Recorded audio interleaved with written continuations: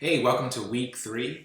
Just so you understand how fast this course really goes, after this week you're halfway done. So I know it's a lot of work compacted into 6 weeks, and a semester is 15 weeks, and you're getting that done in 6. So that's why it's feeling like so much work. It's a sprint for sure, but you are already halfway done at the end of this week. So hopefully that encourages you more than frightens you. But we're going to talk about what we're doing this week. I am going to review a little bit from last week. Now that you've done your exercise, you did the story structure, want to go over that. I know I gave you all comments, but I want to also give you some verbal feedback here to the entire class because it's going to really help you when it comes to you writing your story, your hard news story, which you're doing this week, and then it's the foundation for the rest of the semester. So again, I want to bring your attention back here to the inverted pyramid. That's how stories are organized. Hard news stories, press releases, which you're going to be doing this week, the hard news, the story that you're writing, they're structured this way. And it goes from broad to more narrow. And to start, again, you have your lead. So you did the exercise on the left and right-handed people and the dying early. So your lead has to be broad enough where you know what the story is going to be about, but you're not necessarily giving too many details in it. And I'll give an example. A few of you put in your lead the names of the researchers and where they were from, and that they did this study and gave how many people participated in that study. That's too much information for your lead. Remember, your lead is only one sentence, and that's something else that I noticed a lot of you were doing. You had your lead as a full paragraph. The lead is only one sentence. You got to condense that to one sentence. Sometimes you'll see 2-sentence leads, but for this class, let's work on one sentence because that's really what the industry standard is. So, one sentence lead, you have to give it broad enough. So you could have said something along the lines of left-handed and right-handed. A major study has determined that left-handed people don't live as long as their counterparts of right-handed people. I mean, that was a little bit that was a weak lead. I could have come up with something a little better, but that's generally the direction that you want to go in. It was broad enough. So in that one sentence, you already know what the story's about. A study has said that left-handed people die earlier in life than right-handed people. I mean, is that not essentially what your story is about? That's what your lead is. Then your nut graph, that's where you start to get a little bit more details. And the nut graph, I mean, everybody can do it a little differently. There's not just one set of information that needs to be in there, and everyone else that wrote it different is wrong. But in that nut graph, that's where you kind of explain, give some more details, and give a little bit more of explanation in the study. So that's where you could say, researchers from so-and-so did a study of 900-something people. What they determined is that left-handed people die about 10 years earlier than right-handed people. However, the study wasn't able to conclusively determine why. Maybe you put something like that. So here was your lead, the one sentence. What was it about? Left-handed people basically died before right-handed people. What's your nut graph? Okay, the details. So who maybe did the study? What did the study determine? Why was the study done? Those are the kinds of things you could put in your nut graph. Now, lead quote. So this is going to be a sentence. Your nut graph in one sentence, and that's a paragraph. The next paragraph or two is your nut graph. So maybe by your 4th paragraph, or maybe your nut graph is only a paragraph. So it's 1, 2. By your 3rd, 4th paragraph, you get to a lead quote. And so for this story, that's where you could have maybe had a quote from one of the researchers. Just because you're left-handed doesn't mean that you're going to die early. I don't remember exactly what the quote was, but something like that, right? That's your lead quote, said so-and-so, a lead researcher. Then you start going into the facts and information, and maybe you start getting some more of that other information in the story that wasn't included up here, but you thought was still interesting for the story. And then actually a lot of your endings were good. You have an ending you could end with a quote, or your ending could just be some line about maybe, I'm trying to think of what else was in that story. But that other studies have been done on this before. This is the first major comprehensive study. I mean, just something that you don't necessarily is not crucial to understanding what the story is about, but is interesting, and that's how you end it. And that's your structure. So here's a few takeaways for you all. For one, cut down your paragraphs. First of all, you need to be using paragraphs. Some of you just did a block of text. It should not be a block of text. You need to use paragraphs. And paragraphs are between 1 and 3 sentences long. And I know that's going to be different. It's an adjustment for you running from an academic background. But your lead is 1 sentence. So that's your first paragraph. You already know your first paragraph is 1 sentence. Your next paragraph, your nut graph, it might be 2 or 3 paragraphs. Each one of those paragraphs might only have between 1 to 3 sentences, right? Your lead quote is usually a sentence or two because it's just a quote and then maybe a line of context. So you're getting the idea. You're having a lot of paragraphs, like your book talks about, a lot of paragraphs in just a few sentences in each of those paragraphs. That's the story structure. Now, apply that to the hard news stories that you're doing. Some of you are going out and covering an event, which I figured most of you would, some kind of a fair or a parade or something that's coming up. Your lead needs to be one sentence. Think of the who, what, when, where, why, right?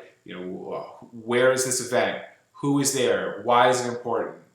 When is it? That kind of information should be in your lead. Now, you don't have to get super specific. You shouldn't have to list all the people that are showing up. If it's I'm trying to think, if it's an event, maybe you're not saying in the lead, like, what the main event is in the lead, like is there a main band or something, that might not have to go in the lead, but you should just be saying the town of West Hartford is holding its 15th annual, the town of West Hartford held its 15th annual something parade where so-and-so is honored and I'm trying to get it all, probably should have written this out before.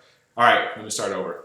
The town of West Hartford is held its 15th annual parade where spectators come to honor those who have served in the town. I don't know, there you go. That now gives you the when, or you could have said what day to, on Thursday. So that gives you the day, that gives you the who, people that are being honored, that gives you the where, town in West Hartford, that gives you why, people are honoring them because they served, and of course I made that up on the spot so it was a little choppy, but you get the idea. That's one sentence, very broad. Then in your nut graph, maybe you give some more specifics. How many people attended?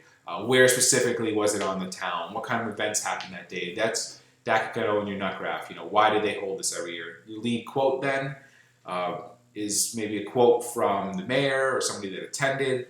Facts and background. So now you're getting some more. How is this event the same or different from other events? Was there anything else notable from that event? Maybe the weather that day, whatever. Those are other interesting pieces of information, but not crucial to the first part here. And then you have a close. Very rough structure, but that's how you construct these. Message me though if you're still confused. Now that I've given you written feedback, you've had time to practice once, I've now articulated it. If you're still confused, let me know, because this is the foundation that the rest of the semester is built on. Okay, let me get back here. Okay, so let's go to what you're doing this week now. You're going to be introduced to public relations. So you've been working basically writing for journalism the first few weeks. Now we're transitioning into public relations. Public relations, these are communication professionals that work at a business, at a nonprofit, at a government institution, right? And they're the ones that are communicating to the public and internally too, to each other. But how we think of them usually is internally to the public. So let's just take a brand, Under Armour.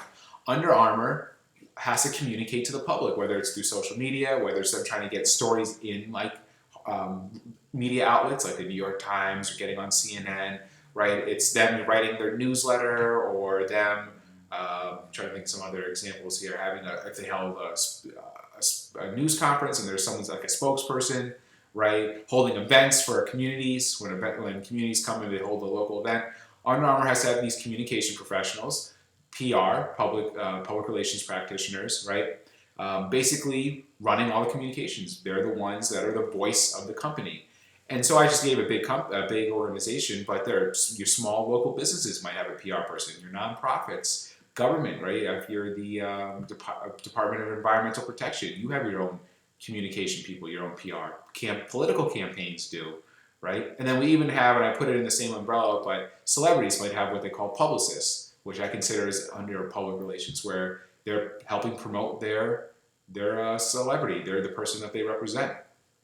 So it's part of the communication world. It's not journalism because you're not objective, right? You come in with a slant, and I'm not saying that in a negative way, but you're coming with a bias. You're coming to put your client in the best light, in the best representation. You're not lying, right? And I think that becomes a misconception of what public relations is. You're not just spinning, you're not lying, but you are representing. You're their voice. You're the voice for them, right? You represent them. University of Hartford has PR practitioners, PR people, right?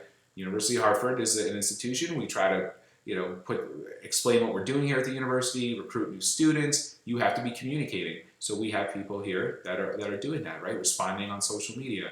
While it's not journalism, I like to think it was like its cousin, right? They're related, not the same exact thing, but it's related. And you do a lot of the same things, which you're going to see this week. So you have a chapter to read on public relations. You'll understand it a little bit better than maybe even the description I just gave you right now. And you're also going to learn how to write a press release, or a news release, they call it, for public relations. A news release, as the book will explain, oftentimes, let's say you are the University of Hartford and you're doing something great, like we have a new program, or we're actually building a new building right now. You want the mainstream media, you want the Hartford Courant, the New York Times maybe, NBC Connecticut. You want media outlets to learn about what you're doing and talk about it, and write about it, right? So one way you do that is writing a news release. You're basically writing a pre-packaged news story, sending it to them, and hopefully, like the Hartford Courant, let's say, you write this pre-packaged story about a new program the University of Hartford has just done. You send it to the Hartford Courant. The Hartford Courant might pretty much just run it in their newspaper, hopefully, almost word for word. That's best case scenario. Or they'll take pieces of it, or they might follow up with you. But it's basically your way of giving these news outlets a story, giving them information, and hopefully getting it published, right? So that's why it's very related, because you're writing your news release the same way you're writing what you're learning now with the inverted pyramid as a hard news story. You're almost writing it, you're writing it as a journalist. You're imagining you are a journalist, and that's how you're writing a story, because that's how hopefully it gets published in their newspaper or online, or, if you're sending it to TV, it's a little different, but it's the same concept. So you're writing a news release this week. That's your exercise. But it's the same as a hard news story in almost 98% similar to a hard news story, which you are finishing up and which you've been learning. So read the chapter, and I have it right here. It's chapter 13, Public Relations Writing. There's no quiz for this chapter. I want you to learn it. You need to learn it because, as you'll see, there's an exercise that you have to do. So that's really, in a way, the quiz. It's that you learning the techniques so you can apply to the exercise that you have to do over the next 2 weeks. But it's you learning what public relations is and seeing how it's similar, seeing how there are many similarities the way you write, but then also understanding the differences as well. So introduction to public relations. We're also going to introduce you to AP style, which I'll talk about in a minute. So that will be the last part of this video here. As you know, you have the quiz that you've had the 2 weeks to read. So we'll go over to assignments in a minute, but you have a quiz, and then you have an exercise that we'll be doing in a couple weeks. And of course, you're finishing up your hard news story this week, and this is where you're also going to be editing for AP style, which I'm about to go over in a minute. I think this is a good time to go over to due dates here, just so we get an idea of everything that is due. So we are going to, look at this, we're already in June. So June 2nd here, I'm sorry, June 9th here. I do these videos a week early, so I was all thrown off. June 9th here, right? You have your hard news story. You have fix the AP mistakes in chapter 7 and 8. So you guys know about your hard news story. It's what you've been working on. That's due here by the end of the week. You have fix the AP mistakes, which I'll go over in a minute. It's a one-page document that you're fixing. Well, I'll go over that in a minute. And then chapters 7 and 8, which you've been reading, that quiz is due by the end of this week. So it's a heavy week here. Week 3, you're right in the middle of the work here. It's a heavy week here. The press release exercise that's in this week, you have 2 weeks to do that, so that's going to be due the following week, right? And of course, you'll have other things next week that we'll add here, but that's not as urgent as these others that you're finishing up here. All right, let's go back now to AP style. So AP style, you will read this little introduction to it. I'll give you though my own introduction to it. AP style is like a written guideline. So in other words, and you guys might go through this. You might go through this when you're writing for your academic papers in your classes.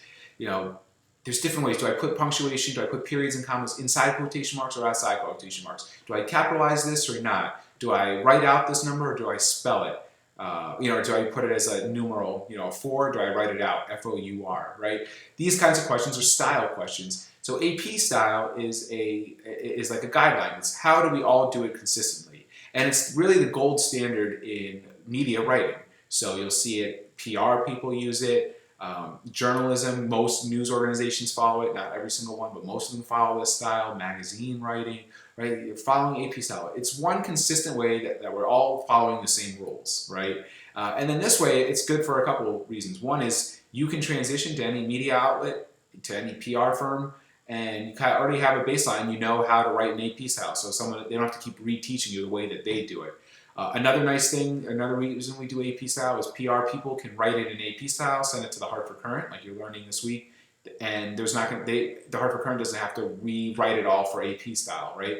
It also helps with consistency within a media outlet. So if you're the New York Times, well, the New York Times doesn't use AP style. That's one of the rare ones that doesn't, right? But let's say keep the Hartford Courant. If you're the Hartford Courant, each reporter doesn't have their own style. They all are using the same style, so it's not like it's going to look very different. So there's a lot of reasons why you want to do AP style. Bottom line for you though is if you know AP style, you can transition from media outlet to PR firms. Yeah, you have that common baseline, and it's just going to make you that much more marketable. That you say you can go to any of these places and be like, yeah, I know the basics to AP. AP, I don't have it in front of me right now, but it's a book, this thick, or online. There's thousands and thousands of examples of how everything that you can imagine. It's like the dictionary, right? Everything that you can imagine. How would you do AP with that? I'm not expecting you to learn that, right? But I do have some basic ones that I want you to start working on. These are the most basic ones that you'll probably be using in your stories, and you're going to have to start using it. So this link here just gives you a little introduction. You can read this little introduction about what is it, the purpose, and then here is this common style guidelines. This goes over a bunch of the guidelines. Not all you'll be using in this class. But really what I'm concerned about are ones that I curated, ones that I took out for you. So for example, names. How do you write names in your stories? I have your full name on first reference and then your last name with no titles after that. So for example, let's say you were writing about me. You said, Adam Chiara, so that's my full name, a professor at UHart, taught a class in AP style. Chiara knew his students would dislike him for it. Notice what I did now. I'm full name on first reference. So the first time you ever talk about me, use my full name. After that, only last name. So now you didn't write Adam again, right? You just wrote Chiara. You didn't write Professor Chiara. It's just Chiara. And if you kept writing me, if you kept writing about me throughout the story, that's all you'd be saying. Blah, blah, blah, blah, blah. Chiara has been teaching for this many years, blah, blah, blah, blah. Chiara says AP style. It's just my last name over and over again. That's something in AP style. That's a style thing. Some of them you're not going to just memorize these, right? A lot of these are practice, and that's why I want you to start getting used to it right now. But titles, right? Capitalize a title if it's before the name. If it's used after, it's lowercase. So here's my example. Professor Adam Chiara is considering running for president. No, I'm not, but here's my example here. Professor Adam Chiara is considering running for president. Chiara has been a professor, has only been a professor. He has never been a governor or the president. Notice what I did here. So capitalize a title if it's before a name. So even if I had some text before here, he has been working at the University of Hartford, Professor Adam Chiara, right? I still would have this capital because it's before my name.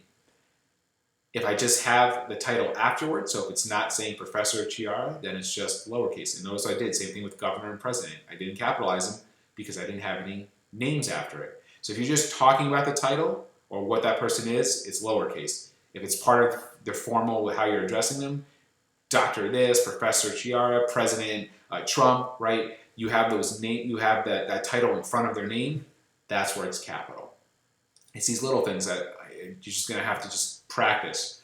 Quotes, everything goes with inside the punctuation. All punctuation goes with inside quotation marks. So this challenge is the real deal. The sentence is continuing, right? So I have a comma here.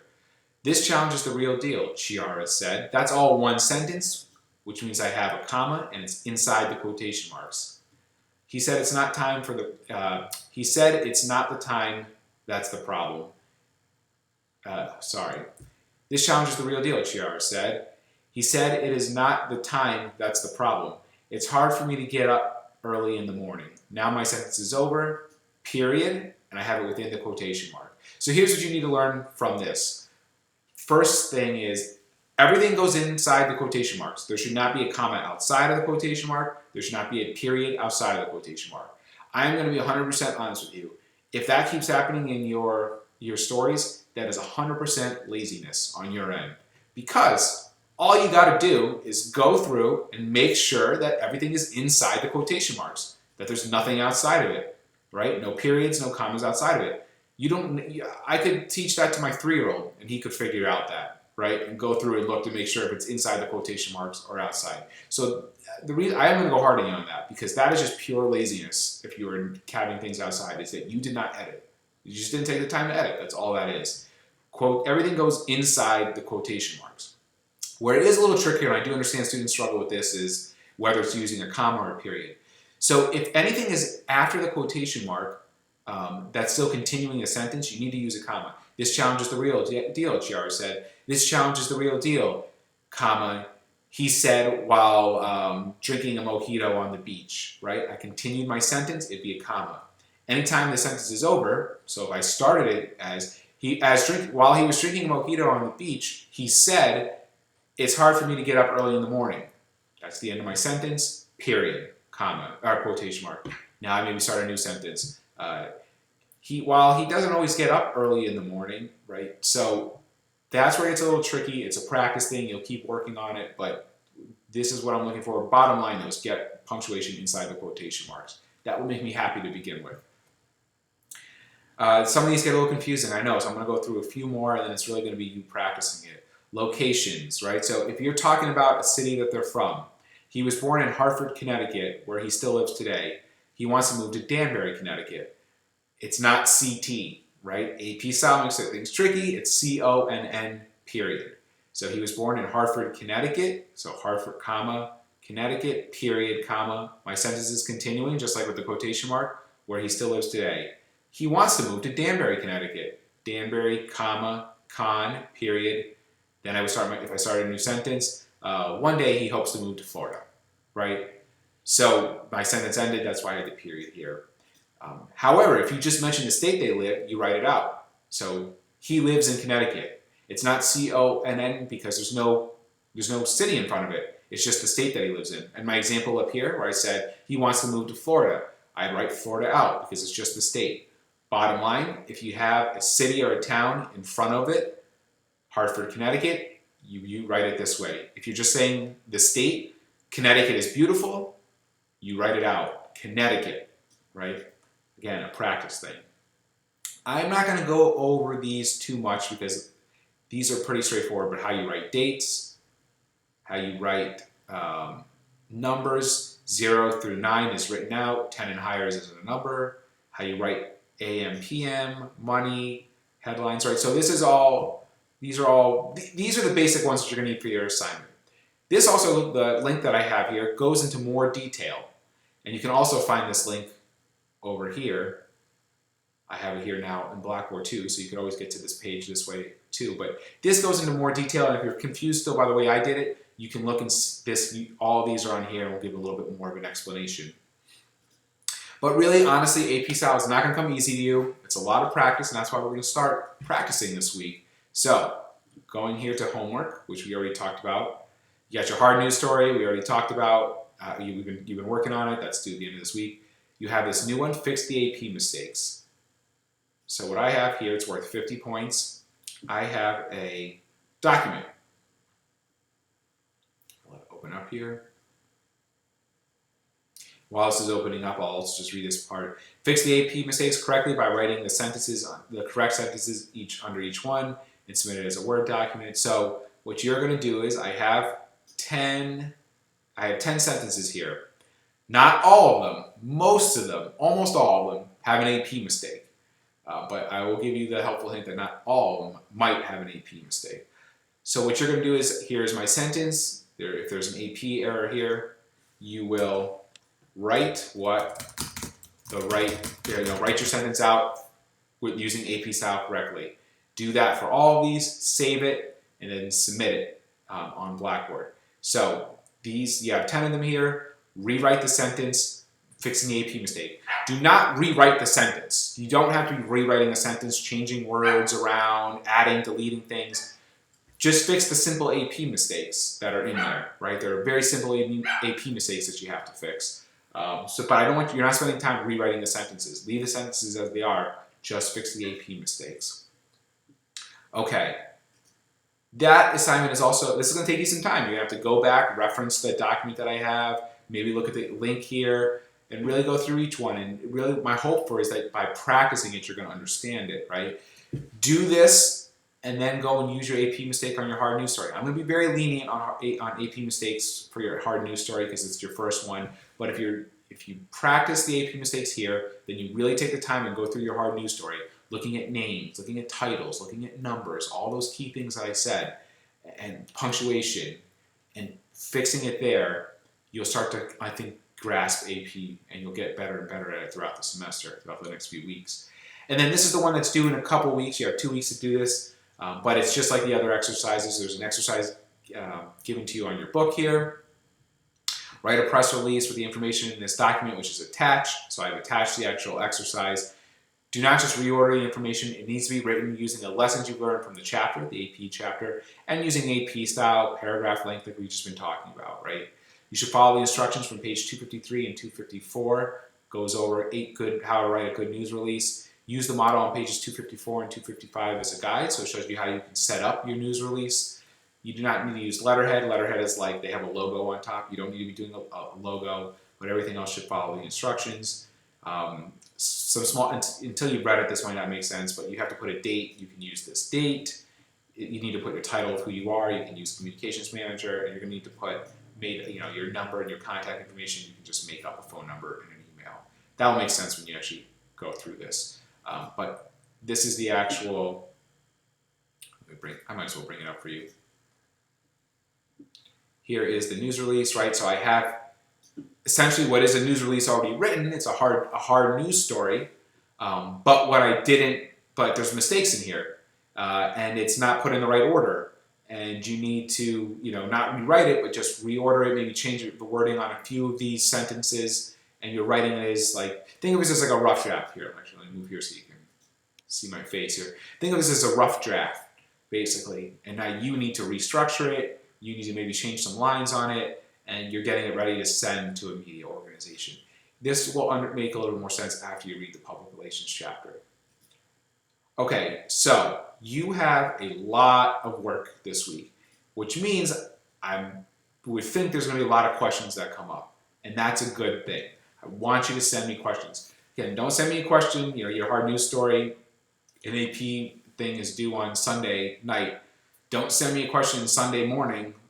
Say, what do I do? It's a little late then. Start this proactively. Start taking a look at all this now, and start working on it if you can early, and start sending me questions. And if you're confused by something, even if it's just confused on the content, let me know exactly what you're confused about. Just don't say I'm confused, but give me exactly what you're confused about, and I'd be happy to talk about it with you. I might even make another video for the class. I might do it in announcements and answer the question generally because I think others will have that question.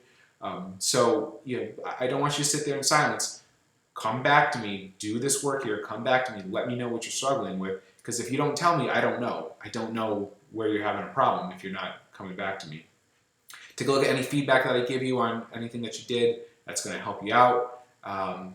Besides that, if you have not sent me what you're going to do for your hard news story, you need to do that ASAP. But besides that, I think we are all set. So hopefully I hear from you. If I don't, my assumption is everything is okay. So please let me know and keep working. After this week, you're done. You're halfway done. It's a lot of work, but it moves fast. But before you know it, it's going to be over. So keep at it. All right.